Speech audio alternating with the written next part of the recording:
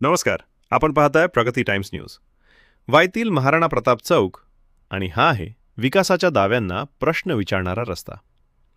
गुडघाभर खड्डे, खड्ड्यांमध्ये साचलेले पावसाचे पाणी आणि जीव मुठीत धरून प्रवास करणारे नागरिक. छत्रपती शिवाजी महाराज चौकातून बस स्थानकाकडे जाणारा हा महत्त्वाचा मार्ग. याच रस्त्यावर चर्च, सेंट थॉमस शाळा, किसनवीर कॉलेजकडे जाणारे विद्यार्थी आणि बस स्थानकाकडे जाणाऱ्या प्रवाशांची मोठी वर्दळ असते.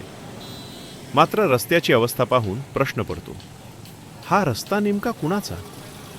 वाई नगर परिषद म्हणते, हा रस्ता आमच्या अखत्यारीत नाही, सार्वजनिक बांधकाम विभागाचाही तोच सूर. मग नागरिकांनी विचारायचं कुणाला? आणि उद्या या खड्ड्यामुळे अपघात झाला तर जबाबदारी कुणाची? पावसाच्या पाण्याखाली लपलेले हे खड्डे दुचाकीस्वारांसाठी अक्षरशः मृत्यूचे सापळे ठरताय. एकीकडे विकास कामांचे फोटो आणि श्रेयवाद, तर दुसरीकडे नागरिकांना खड्ड्यांतून वाट काढावी लागते. प्रशासनाने आता रस्ता कुणाचा याचा स्पष्ट खुलासा करावा आणि तातडीने खड्डे बुजवून रस्त्याचे कायमस्वरूपी डांबरीकरण करावे. कारण प्रश्न फक्त रस्त्याचा नाही, प्रश्न आहे अपघात होण्याआधी प्रशासन जागं होणार का? याबाबत तुम्हाला काय वाटतं हे कमेंट करून नक्की सांगा.